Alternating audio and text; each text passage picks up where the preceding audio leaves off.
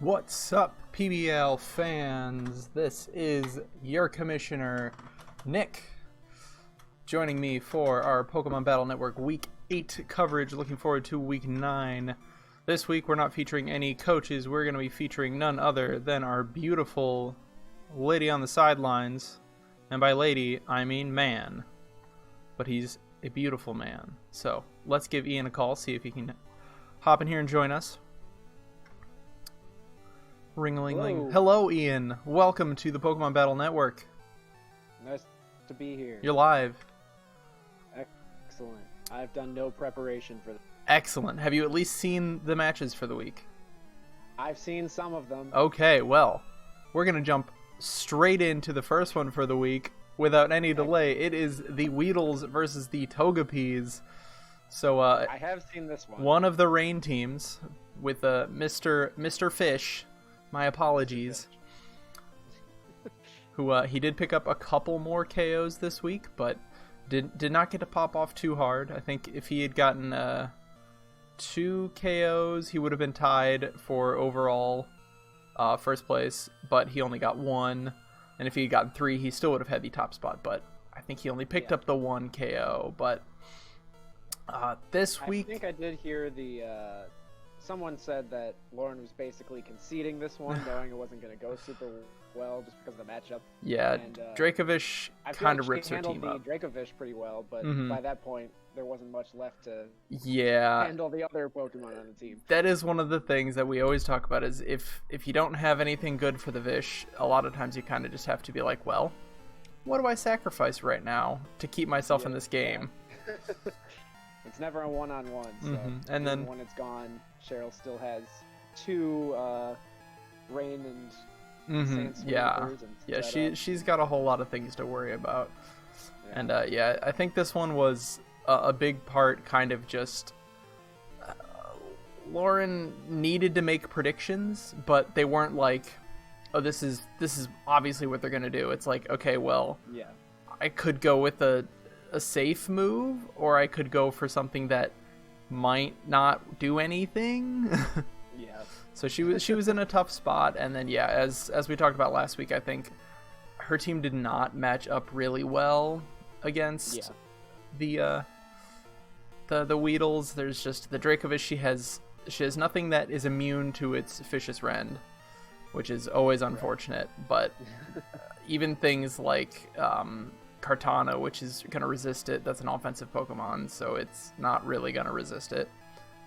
And then, I mean, like, Manaphy, Goodra, maybe, but even then, it's not going to be that good. Yeah, it's just a really tough matchup. And plus, even without the Dracovish, I mean, Cheryl's a really good battler on one hand, also just the potential of pairing almost any 2 Pokemon on the team to be just as potent as Dracovish alone. Yeah, and Mega Beedrill got to pop off this week and do a little bit, and it's showing that resisting a move 4 times, so it was taking some Leaf Blades from Kartana. You take them. Even if you have pretty much no defenses, if you resist things 4 times, you're not taking all that much damage. That's good enough. I think you used Beedrill as a counter for my Superior when we were battling. Yes, I did, because even at I think even at +4, even at +6, I think it was maybe a 3-hit KO. With Leaf Storm. With Leaf Storm, so it works. But it was a tough match. Cheryl did end up taking the victory in the end. Still 6-3, right? Yes, it was 6-3. I mean, we see good. that Lauren does not just throw away her matches. That's not a thing she does. It's just not it. But we did get to see some nice some Frisk coming out again. That's always fun to see, that kind of just scouting, seeing what your opponent's using, giving you an idea of what you're up against. I really like the Galaxy Brain, and I forget what his actual name is. Orbeetle. That one. I really like Sticky Webs. It's a really good move. Screens, U-turn, Trick Room. A whole lot, but I really like Orbeetle. He has a lot of utility. Can baton pass and set up stats. One of those Pokemon. It can do a lot of things. But yeah, also thick. So yeah, that was that match. We're going to move right along into the next one. This one was between the Great Wall and the Weather Boy. I've seen this one also. So that is good. This match, I actually stopped it a little early when recording stats, because once we hit turn, was it 45, I think, 46, it was over. There was nothing that the Polytoads could do, but he decided to go for PP stall for the next 40 turns, so we didn't count any of that towards his stats. Otherwise, Celebi would have gone from, like, I don't know, top 25, 30 mons and tanked hits to number 3 overall in the league. So at least it wasn't intentional. It was just all that was left to do. I mean, he could have just used Calm Mind until he died. Yeah, but he did decide to use all of his recovers and a few substitutes. Yes, this is true, but he did not do that. There's a big stigma against forfeiting, but I think there's a lot of... Yeah, that was the time. Well, especially he literally had no attacking moves. And Zache still had his entire team, so PP stalling was not going to happen. Yeah. Even with no crit coming out from Zache's side. Yeah. I don't think there was much. Yeah, no. But other than the ridiculousness of that, this one seemed like it was just the wall doing the thing walls do. So, Ice Table, the Avalugg, could take on all physical attackers, so Zygarde, Swampert, it could eat every attack from them, no problem. Yeah. And then, like, Heatran and Porygon could take any special attack. And Porygon could even take a bit of both on either side, but, like, the walls could just take every hit, and Porygon and Avalugg can recover. So if you're not doing like 60% to them in one hit, you're never going to kill them. Yeah. I think this is just the perfect storm against Dan, ironically, for Avalugg to just come in and destroy it. Well, especially because I mean, Ice type is bad, but yeah, not on the Ice Table. Anything that can hit one of its many weaknesses, then you're screwed.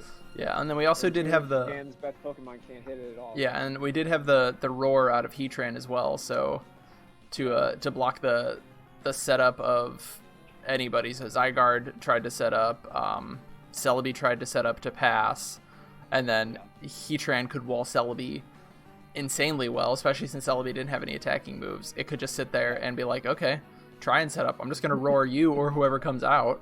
I'll set up my Stealth Rocks. I'll throw out a Lava Plume. Maybe I burn you. And then I just roar you out. Yeah. So yeah, it was, the wall did what the wall does. It walled things all day. And it's not like he was just passive. Like, Heatran was throwing out attacks. He was throwing out Tri-attacks from Porygon. He had Latios in there just as a Choice Scarf to be able to outspeed Mega Swampert even in the rain. And any other... I wouldn't even say this was stall. Oh, no, it was just his walls could take hits and recover things off. And then he was able to throw out status. He was able to throw out just consistent damage, and Dan just couldn't recover it off. Yeah. If one side of the coin is bulky offense, this was... Swole defense. Swole defense. Yeah, the lower percentile of the defensive to offensive screen. That's fair. Something's wrong with our ticker on the bottom of the screen. That's weird. Oh, yeah. let me see if I can. I think I need to change some spacing. That's odd. But otherwise, this was a big 6-0 match. So Zache takes a nice jump, and Dan continues his slide. Because that's what it's been. I think he was 4-1, and now he is 4-4. So he has number 1 for what? 2 weeks? 3 weeks? Yeah. Especially, I think it was after that week 3 or 4 match where Seath just popped off, got a clean 6-0. It jumped him out very far to the front, and then it's been a slow descent into mediocrity. The 6-0 giveth, the 6-0 taketh away. It do. But that was that match. We're almost to in the replay. We're almost to the point where the match was over, but Dan decided it wasn't. But we're not gonna hang around to watch that. So I didn't even realize that it hadn't spun over. yeah, no, it hadn't. So we're gonna go on next to the Larva Tarz versus the Dunsparce. This was our last match of the week. Excellent. It was a match. There was. I mean, it's one of those things. You got the oppressive speed on the side of the Larva Tarz. So with Zeraora, Lopunny, and Dragapult, all of them in that elite 130 plus speed tier, it just, especially with the relatively slow team, it forced Hydreigon to Choice Scarf just to be able to outspeed anything. And I think in the end that did leave it in a bit of a rough spot, because it was one of those where it had to come out, do an attack, and then pretty much leave because a counter could come into it. Yeah, especially with his crazy wall core of yeah. Florida and Skarmory. Yeah, those two, they take pretty much everything. So if you throw it on a special attack, okay, just bring in Florges. If it goes for a physical attack, okay, just bring in Skarmory. Yeah.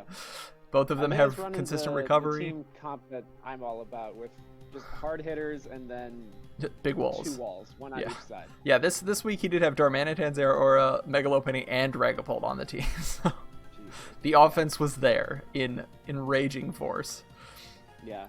But it didn't end up being a very clean-up win. It was definitely close. It was a 5-6.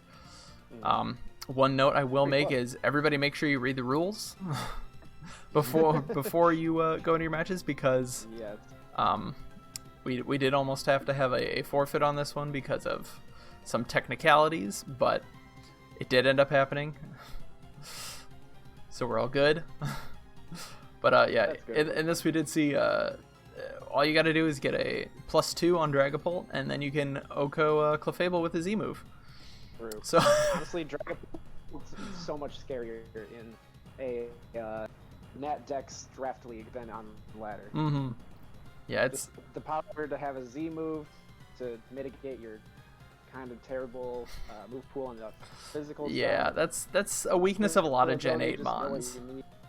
Yeah. Is they don't have 2 or more generations of move pool that they gained. Starting out in Gen 1 or Gen 8, like a lot of things are just missing a lot of moves that they would have picked up if they came 2-3 generations previously. But on one side you have Clefable, on the other side you have Dragapult. Yeah. Yeah, and Clefable was not able to tank too many hits. I think it took 1 hit, or maybe it was just Stealth Rocks and then got just straight up obliterated by Corkscrew Crash. Yeah. So it was not able to. It still holds supremacy as the most tank hits, even though we did nerf them. I went back and removed all protect tank hits because those were racking up, and that skewed the numbers kind of heavily. I am glad that it still stayed up there. Mm-hmm. It wasn't like it's everything it did was a protect. It's still about a dozen tanked hits ahead of the second place. Yeah, just a third less than it was before. Yeah, so. But it was a pretty good match. It was close. Came down to the wire in the end, and did come down to a 10% mischance on Draco Meteor. Oh. Because when it was the last turn, Chris even said it in the chat. He's like, I have a 10% chance to lose right here, and because he had to use Draco Meteor to be able to kill Lopunny, because Lopunny was pretty much at full health, and Lopunny was easily going to kill Hydreigon with a Drain Punch, as it did. But yeah, he said it, and that's what it was. It came down to a 10% chance, and wow, that's just how it be sometimes. I don't know what that's like. Nope, you have no clue what it's like, man. I've been blessed with the 1%. You are the 1%. Yeah, that's me. But yeah, with this match, Chris does hold his spot all the way at the bottom, and Isaiah does keep himself up towards the top of the pack. So, all right, we're going to move on to the next match. We're going to pause that one. Move on to the Ampharos versus the Dracovish. We got things this match. It's I think I was in the was this one streamed? Yes, this was the first streamed match. I was there for that. So actually I've seen most of these. Yeah, this one it it was a relatively short match. We did have some, as the replay just showed, a 10% freeze off of an ice punch onto a Lucario, which definitely put Greg on the back foot for a little bit because he had to kind of get away to get a cleric in there to heal that. Also a crit, right? Yeah, I think it was. I mean, it didn't do much. It was one of those things where it's like a 12% crit or something like that. Right. But that 10% did go, and yeah, that's what you get. But yeah, it's one of those where the matchup we're seeing right now, Raul did sacrifice his Cinderace against a +1 Haxorus, which I feel like he knew what he had to do. And he predicted it correctly, but he didn't make a further prediction of switching into his Gardevoir on the Outrage. Because it looked like he knew that's what he had to do is, okay, Outrage has to come out so that I can get Gardevoir in so that I can kill it. But he kind of just let Court Change go out there, just get obliterated to the Dragon, or to the Outrage, and then bring in and be able to KO. Yeah, I didn't see what moves all it had. Assuming it had like Earthquake to hit something else, maybe. Yeah, it just Dragon Dance, Outrage, Void. I think it had Earthquake. Okay. I don't know if we actually saw that though, because it ends up getting killed about 2 turns in to its setting up. I mean, I understand the need to sometimes sack on the Outrage so that you actually force them to hit your Fairy type on the next turn if you're going to be outsped. Mm-hmm. But I don't know if that was necessary here.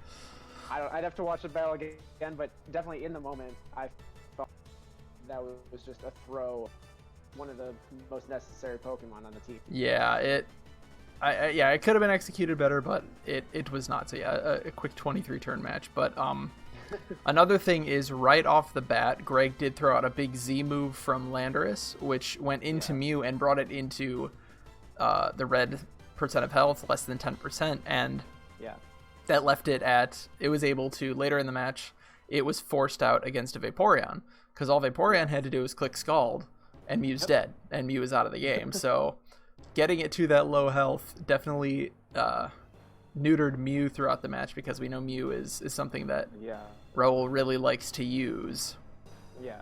I'm not sure what kind of Mew it was. Was it even necessary to keep it around at that point? I think... Could it heal up later? Was it defensive? I'm assuming it did not have any healing, because when it was in the face of Vaporeon, which would have at most done, I don't know, 20% damage, he just switched out. So... I'm assuming it was more offensive or some type of passing set, which meant it didn't have any type of healing, which left it in low health and on death's door until it eventually finally died. Yeah. I wonder if that should have just been sacked off maybe against Haxorus earlier. Probably. That probably would have been the better move. Just get rid of Mew, since it was basically useless at that point. And then you achieve the same thing, but you still keep a full health Cinderace. Right. But... otherwise, it was... Not sure how that would have changed it, but... might have helped, because I think Cinderace would have been able to do... actually, no. Lucario wasn't a huge issue, but just that elite, Lucario that and, high speed would have been really helpful. Yeah. But it's just how it goes sometimes. So with this, we have both teams kind of just staying where they were in the standings. So no big changes off of this one. Yeah. it kind of just keeps both of them where they already were. Affects their stats minimally. Yeah, no big deal. All right, moving on to our last match of the week. It was the Sneasels versus the Victini. So, I've seen this one too. See, there you go. You've seen pretty much all the matches. Okay. So this. I feel like there's so many more battles than there are, because we used to. There used to be 8 a week. Well, I guess. Yeah. Those were big weeks, but we do see the big Xurkitree, the new pickup come out this week. Killua. I'm assuming a riff off of Kahlua, since it's I hope so. another electric type with a alcohol reference in its name. Oh, yeah, that would make sense. But we do see Hurricane's missing, as they do. In the previous match, we did have a focus blast hit, so Yeah. sometimes you just got to roll those dice. All the moves he didn't want to miss. Yeah. And then hit the move he wanted to miss. Oh, right. Yes. Later in the match, with his newly acquired circuitry, he equipped a new item brought to the game, the Blunder Policy, and went with the 50% accurate Zap Cannon. Yeah. But he Honestly, still hit the move. Yeah, that's exactly why I would want to take circuitry in the first place. Mm-hmm. I think the Z Hypnosis set was really cool. Yeah, I mean, Z Hypnosis, it's Z... objectively better. Yeah, Z Electric Terrain, and now we have Blunder Policy Zap Cannon. He's got ways because he desperately needs that speed boost at, what, like 83, 86 something speed? It's just in a not great speed tier with its ridiculous special attack, so it needs some type of boost. So you end up with those types of sets where you're taking a risk on a 60% Hypnosis, or in this case, the 50% Zap Cannon. Yeah, I really respect the Blunder Policy. I think it's a cool item, and it could be crazy. I know Wolfie in WBE did a lot of Blunder Policy Dragon Rush. There you go. So and I think that could be cool. And we did have the weird Rest Aegislash set, which we're not entirely sure what its real purpose was, because it did try and leave the next turn and did get Pursuit trapped by, or not Pursuit trapped, but Pursuit killed by Skuntank. Trapped in hell. That stank. But we do love to see that. We love to see Aegislash get killed. Yeah, I don't know what the set was for. It didn't really show. Yeah, all we saw, I think, is Iron Head and Rest. That's pretty much all we saw. It might have been for something else that didn't really show up, or maybe wasn't as useful that game. Maybe if it lived, it would have turned something around, but I'm not sure. Yeah, but in the end, the Victini were able to pull out a victory. It was a close one, but it did come down to the little victory boy, Victini, was able to do enough throughout the whole match. He picked up 3 KOs, which did put him in first place for the season overall KOs. So wow. Good job, Nike. I actually forgot. We're proud of you. Proud of you. But I know Zach, if he was here, would say that Skuntank was supposed to be Assault Vested. Would probably live the Zap Cannon. Probably. Alas. It did not. But yeah, it's a Skuntank. We respect it. Except, as I brought up in the past, I don't like what they did to that boy. You don't like the fart I sound? don't like that he's a fart. I don't like that. It's disrespectful. Good crime. But oh well. That is all of our Week 8 matches. Now, we shall look to our current standings. So, still at the top even after the loss. Since it was only a -1 for him, the Saffron City Sneasels do remain in first place with a +22 differential. So, very good. And then we have a whole pack of 5 and 3 coaches coming up next with +4, +2, +2 differentials between the Larva Tarz, the Victini, and the Dracovic. The Victini continue to climb up the standings. They started week 2, 3. They were 10th place, and now they are all the way up in 3rd place. So Victory Road is the path they take, and they are on the path to victory. Let's hope so. Yes, and then the Dracovic are still kind of holding up. They haven't fallen out of they have fallen out of the top 3. I think they have been for maybe a couple weeks, but they're still staying up towards the top. And then our middle of the pack 4 teams, we have the Zeds, the Toads, and the Weedles, all with a plus differential. So we have +9, +3, +1. So we've got some pretty good differentials going on right now in the top 7 of the league. Yep. And then down towards the bottom, we do have the Ampharos at 3 and 5 with a -12. So not doing too great on that differential, and then followed at 2 and 6 by the Togepi's with a -13 differential. So they got they got a pit to crawl out of, but I don't think it's impossible for them to do it. I think we still have enough weeks that any of these teams at the bottom, if they are able to surge and get enough good victories, they might be able to still make a playoff spot. I don't think we have anybody who is out yet. Do we have anyone locked in? We still have, what, 5 weeks? So I don't think so. 9, 10, 11, 12. Yeah, we have 5 weeks. So, Okay. No, we don't. 9, 10, 11, 12. Yeah, we got 5. I can't count. Whatever. We have 5 weeks left, so I think it's still kind of up in the air. Some teams could still get knocked out of the top, and some could still pull their way back up. But well, we've got a bit of an even out. So like we do have 3 teams at 5-3, 3 teams at 4-4, and then 6-2 at the top, and then we've got some 3-2s at the bottom. So the pack is still pretty close. I mean, 2-3 weeks, a team could flip it, and who knows? We could have very different standings. Nearly halfway through the season. Yeah, we just passed the halfway point a week ago. So yeah, I'm thinking we should probably begin to consider final potential for not a meetup, but some sort of yeah. I suppose. I mean, I'm going to do my best to make sure that every playoff game and finals game is streamed. But we'll definitely want to do some type of panel for the finals, have multiple commentators, maybe multiple video commentators. We'll see. But next we're going to move on to the roster changes for the week. There were only 2 of them. We have the Weather Institute Polytoads.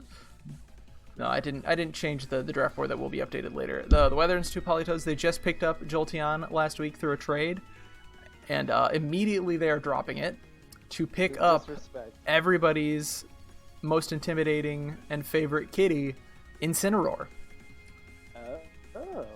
So Dan has a weird boner for fire types on his rain team. Yep, he only has 2 of them now. He did have, Blaziken for a time. He used to have 2 of them.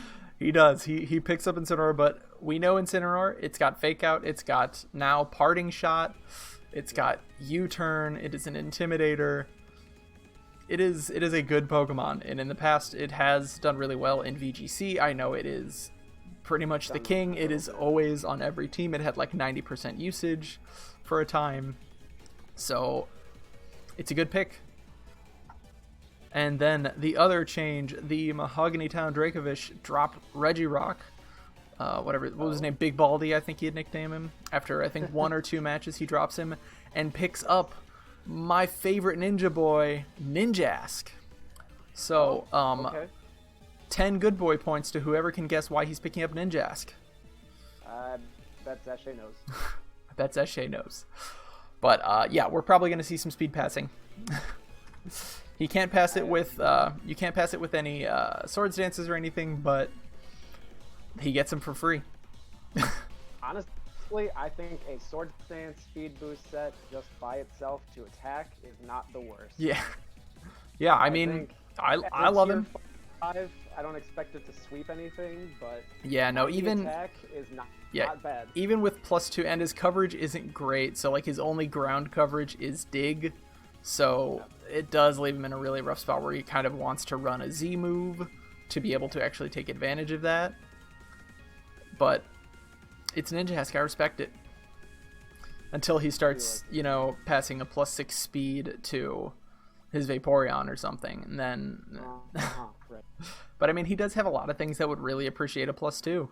Or a +1 even, like Lucario would love it, Hitmonchan would love it. It can do it on its own, but I think both of those can do it on their own, but if you can pass it to him, get some advantage on that. Haxorus likes it. We've seen Zapdos do it himself with agility. Landorus likes increased speed. Jirachi likes increased speed. And in cases... it's not even super vulnerable like any other passer might be. Mm-hmm. You just protect on the first turn and then... Baton Pass, yeah. Speed, unless they have priority. And Dragapult. Yeah. Yeah, 160 at +1 is quick. Very quick. Yeah. But even Houndoom might want it, since he's not quite at the elite speed tier, so he can be outsped by a fair few Scarves. But we'll see who he makes those passes off to, because we know that's pretty much what it's going to be there for. All right. Actually, before we cover our matches for the next week, I just wanted to talk about a few stats. So, our MVP leaders, we still have my girlfriend's favorite, the Clefable, is still out in front, not by quite as much. It is being caught up to after having some of its tanks hits nerfed and other Pokemon doing well. So it is at 229 MVP points. So still significant, and followed very closely by Nike, the Victini. It's making the Victinis themselves are making a surge, and Nike, the team captain, is also surging. He's at 220 MVP points, so definitely getting up there. And then off of the Dunsparce as well, we do have Dodon the Gastrodon, still taking a lot of hits, inflicting status. He's gotten a few KOs. I think there was one match where he got like 3 or 4. So can't sleep on that little boy. And then Fern the Mega Venusaur also up there with 187 MVP points, followed by Pink Bubblegum the Mew. So the Ampharos may not be doing great in standings, but Mew is a standout player. Interesting. Doing a very good job. I love to see it. I feel like Mew's been underutilized in the past. Well, especially with some of the things it's been able to get in with Gen 8. It's got some more utility, so it can be offensive, it can be defensive, it can be utility. You can do whatever you want with it. Yeah. It's more versatile than Ditto. Yeah. But yeah, were there any other interesting things? Oh, some interesting information. No, I can't really pull that up, but turn totals. We have, I think Greg went through and counted how many turns each team had and average turns per game. So all the way up at the tippy top, we do have the Great Wall, Zache, after the longest match, which was like 106 turns. He does have 55 turns per game on average, or 55.6. So that's pretty long. And right behind him is Chris with 54 turns per game on average. So Okay. Yeah. So we got a few up there with some averaging 50 plus turns per game. Yeah. I think the next closest in order is 42 and a half from the Victinis. So there are certain teams that kind of drag those counts up. And then Lauren is the straight shooter. She's got those nice quick about 30 round games on average. Unfortunately, that does usually mean she's losing quickly, but she's fast. Pew pew. Quickest games in the West. Yeah. But yeah, that's just a fun little statistic. So next up, let's start looking at our Week 9 matches. First up, we have the Weedles versus the Sneasels. So 2 of third rate are going up against each other. We got the Big B against... Yeah, so it's... I think it's matched in speed by Mega Sceptile? Yes? 145? Or is Sceptile... I think so. So yeah, we've got... both of them could probably kill each other in one hit. Yeah, probably. So, That's nothing to sneeze at. yeah, no. Don't really understand the tier 3 placement, but... I think it's coverage mostly. Yeah. I think that's pretty much what holds it back. But otherwise, we've got the Rains God, we've got Dracovish. Looking at Evan's team, he did pick up the other Vish. He got Arctovish. So I love Arctovish as a Dracovish counter. Yeah, we will. It does get the coveted freeze dry, so the only thing that is 4 times effective against it. Something that Dracovish has 3 weaknesses: Fairy, Dragon, and freeze dry. So so it does pick up. A banded Stone Edge. No. Yeah, we'll see. We'll see if it's bulky enough. But otherwise, I think Slowbro could probably take at least 1, maybe 2, but it really doesn't do anything in return to Dracovish. Yeah, it could hope for a burn, go for paralysis maybe. But with his team, he does also have the Aegislash, so he can just run some Dirty King Shield and just drop its attack and neuter it that way as well. So he does have some answers to the Vish, but does he have answers to the Vish and a possible Sandstorm team, and a possible Rain team.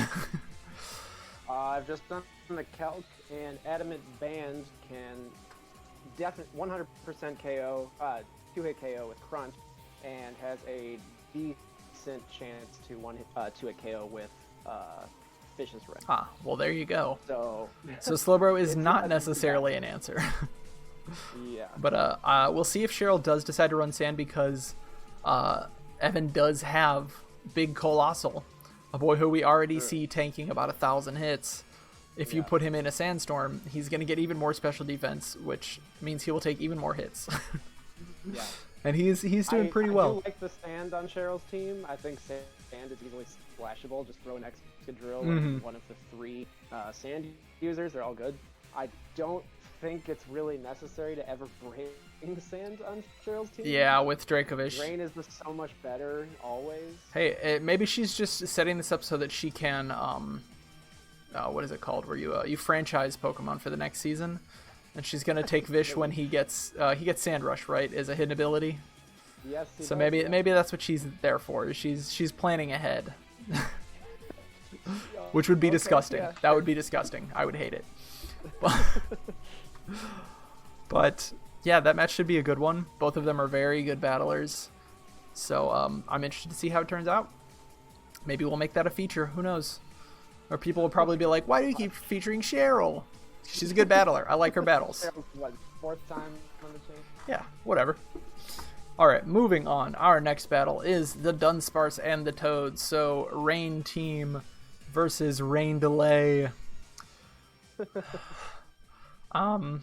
I mean, another head-to-head of 2 friends. Yes. Chris was brought into the league by Dan, so he does have. I mean, Mega Swampert does take nice chunks out of a lot of the team, but there is some Levitate. There's flying types. He has the Gastrodon. Yeah, he does have the Don. So his. He can't just throw out free waterfalls, earthquakes. I don't think that even 3-hit, probably 3-hit KOs, but I don't think he 2-hit KOs a defensive Gastrodon. Yeah. That thing's it's thick. Scizor likes the rain too, so yeah, to resist those. Talonflame and Incineroar will have trouble with that if he has rain up. Yeah, but with that picked up Intimidate, I mean it doesn't help him out that much, because Scizor and obviously Hawlucha and obviously Heracross all have big fighting moves they can throw out into an Incineroar, so even at +1 or -1, I think most of them can probably 1 if not 2-hit KO him, unless he is very physically defensive. Yeah, possible. So we'll see if Incineroar, the furry luchador, can if he's gonna come and if he's going to be useful for the team. But otherwise, I mean, Dan does have other huge threats outside of the Swampert. So there's the Zygarde, there's the Tapu Koko, there's the Kyurem or Kyurem, whatever you want to call it. There's is a pretty good threat to Gastrodon itself. Yeah. There'll be things to watch out for. So like Koko, that elite speed, it can get Grass Knot, so that should be able to kill Gastrodon. So you can't just safely bring it in every time to Koko, assuming an electric attack. Type 2 for Volt Switch. Mm-hmm.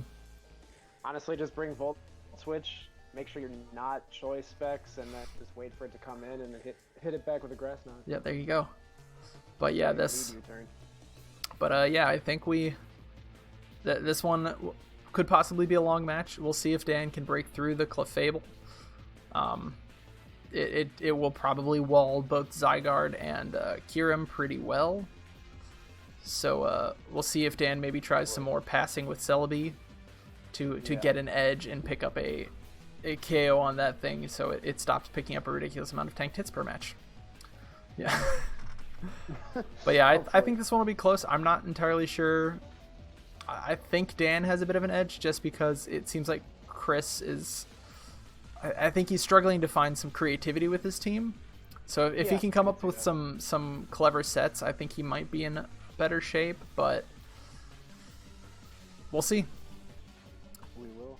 All right. Next, the Dracovish versus the Larva Tarz. So two of our top 4 teams battling it out. With the picked up Ninjask, the Dracovish have a lot of speed passing potential on top of their already ridiculous baton passing potential that the entire team has shown it has. Yeah. But, and I definitely see speed passing as a possibility just because this is the Larva Tarz going up against, as I always bring up, 3 Pokemon in that elite speed tier, as well as things like Darmanitan, who likes to Choice Scarf, and Durant, who is also a plus 100 speed user.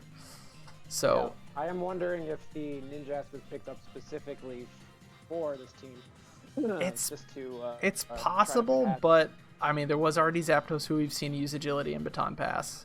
Yeah. So I don't know. Maybe he just wanted to try it out, try a different Baton Passer for speed, but we'll see. The Dracovish have shown that if they can get a Baton Pass setup, or if they can get the right combination of either paralysis or flinching or just other status, so like Drapion throwing out those toxic spikes all the time, we'll see. Because honestly, this looks like a match that Red Rock would have been pretty okay for. Yeah, because that huge 200 physical defense, you're stopping pretty much all physical attackers, especially Darmanitan. He's not really going to be able to do. Yeah, like you're not going to be able to do too much against that Regirock with Darmanitan, because even if you hit it with superpowers, you're now weaker. You probably maybe did 50%, but it can just hit you with a rock move and you're gone. You're off the field, out of the game. But we'll see. This one, who do you think? Who are you taking on this one? So far I've thought that each match was pretty equal. I feel like Isaiah just has an edge here with so much speed. Yeah, and he's been using the speed well. If he has to scarf anything, then it's going to be pretty neutered. Yeah, I think he has scarfed his Dragapult a few times in the past, which makes sense because he uses it as just like a late game sweeper sometimes, where it's like, okay, if you don't outspeed me and you're at like less than 50% health, I'm just going to throw it on a Shadow Ball, and I'm going to kill you. I don't even need my other stats. But yeah, I think this one, I think I'm going to agree. I like that elite speed tier, as well as he has great walls in there with Fleur de Skarmory and Hippo. So it should be good for him. Well, and honestly, Mega Lopunny is not very worried about any of this right now anyway. Yeah, no. I mean, maybe Zapdos for the static paralysis, but it's going to take a huge hit first. Mm-hmm. Yeah, those returns. Yeah, he has, especially now that he dropped Regirock, he has 1 Pokemon that resists returns.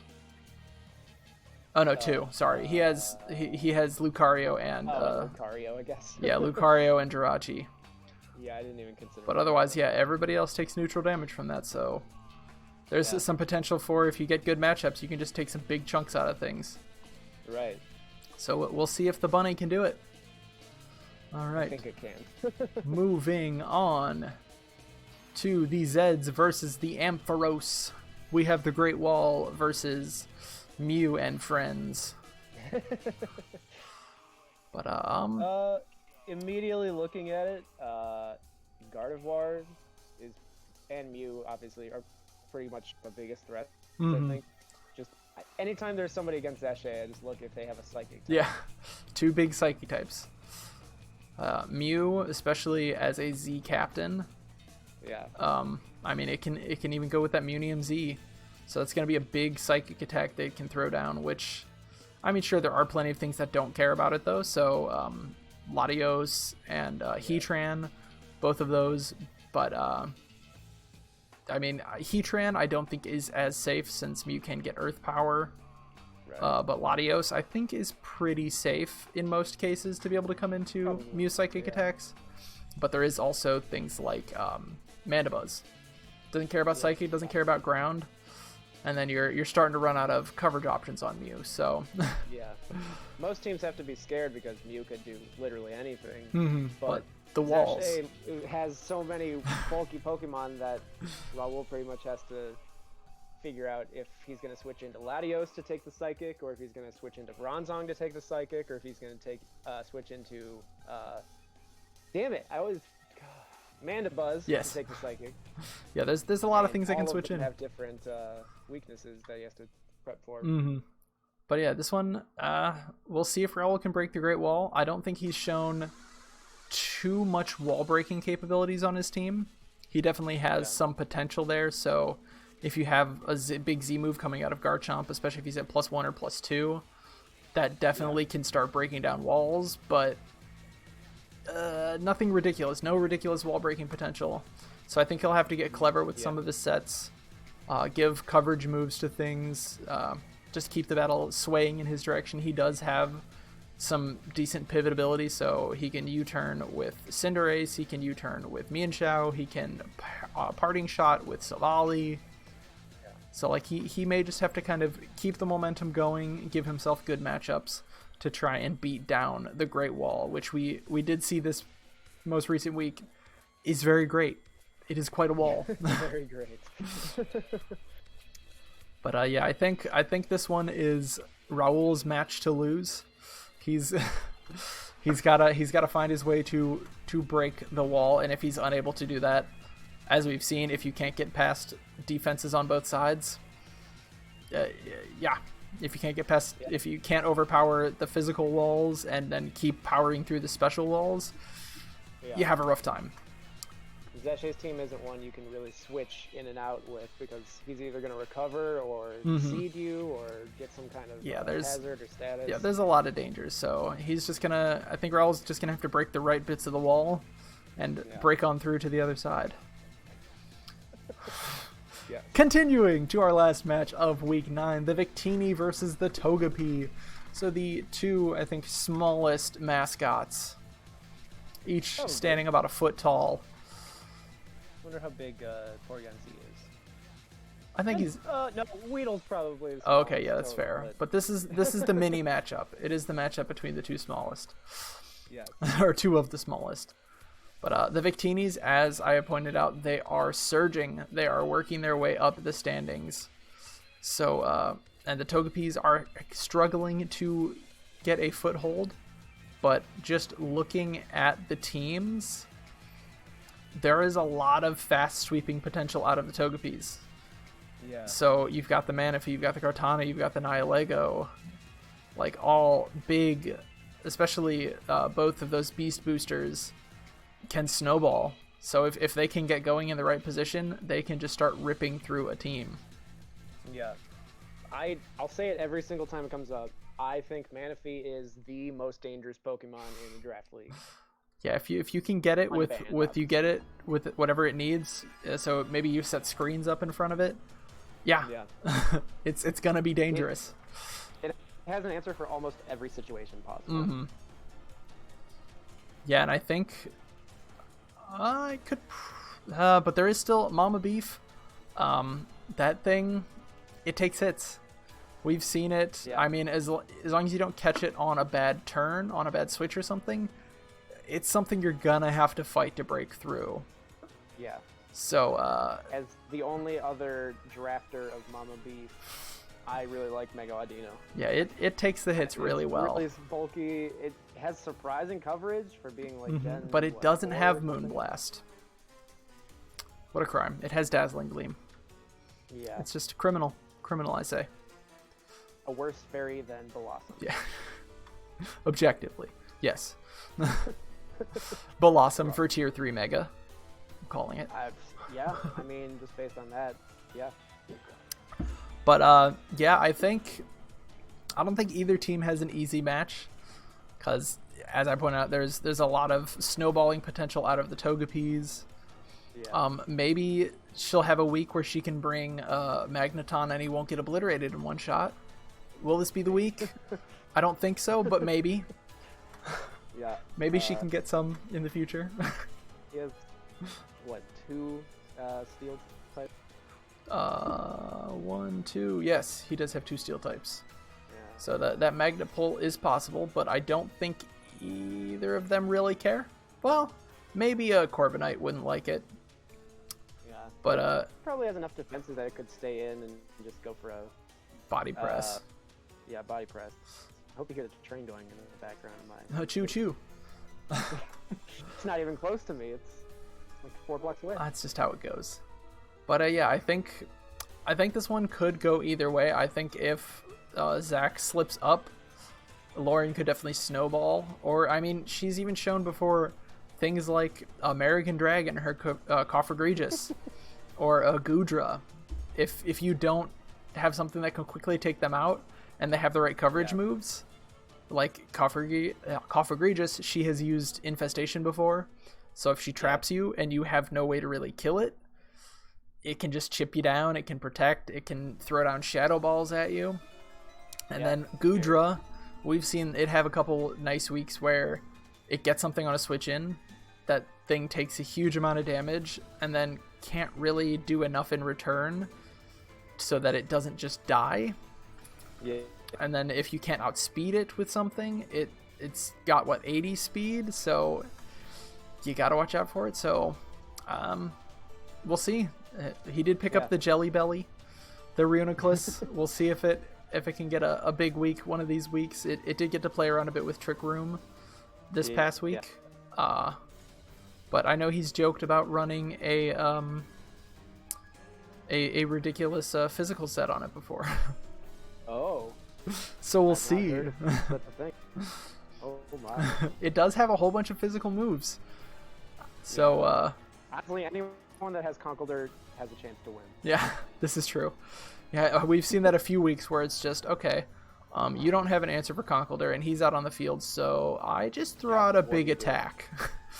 If you have nothing that's immune to my fighting, I can throw out Drain Punches, and I get a bunch of health back. If you're running the Flame Orb set, you can throw out Facades if nothing resists it, and yeah, good luck. I think Zach has almost exclusively ran a Flame Orb, whereas I almost exclusively ran Assault Vest every single week. He can run either one. That was really interesting. Yeah, with the Iron Fist or Guts, he can run either side.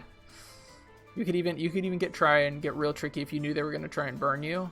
You could run an Assault Vest Guts set. Yeah. There you go. That was basically my whole strategy in 3.5. Just take all the Pokemon that want to be status, and then there you go. Never fear status. Well, that is all of our matches for Week 9. It's looking like it should be a pretty good week. I don't think we're going to have... we might have one, maybe 2 steamrolls, but I don't think so. I think we're going to have some pretty good matches throughout the week, as long as nobody just throws. Which is always a possibility. We'll yeah. Yeah. But that's it. Any final words for our coaches for the week?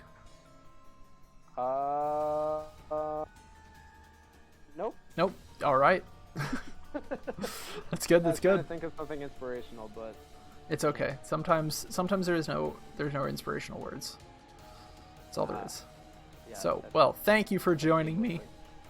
We will. Thank you for having me. We will probably have you on maybe one of these times this week if you're not too busy, doing the things that you do. Because we know you do very important things. You were too busy for some of our streams, so, mister. Yeah, that's true. I was busy, but also you weren't a priority. So. Yeah. Whatever. All right. Thank you for joining me. We will talk to you later. Goodbye, See sir. you later. All right. That wraps up our Pokemon Battle Network for Week 8. I will update this roster board, so don't worry. You guys will get to see the new stuff. But otherwise, promotion time. Buttons. Press them. Smash them. Obliterate them. Whatever you need to do to those buttons. Touch them. Caress them. Do it. Also, keep an eye on our YouTube channel. There will be a new piece of content coming out on Monday. Some people know what it is. Not everybody does. So look for it on the YouTube channel. There will be a video up. Go enjoy it. And do all the button pressing that I've requested that you do. But otherwise, thank you for joining us. We will see you again next week for another installation of Pokemon Battle Network. And we will also see you during the week for at least 1, maybe 2 streamed matches. And what we always do, we play you out with some beautiful theme song.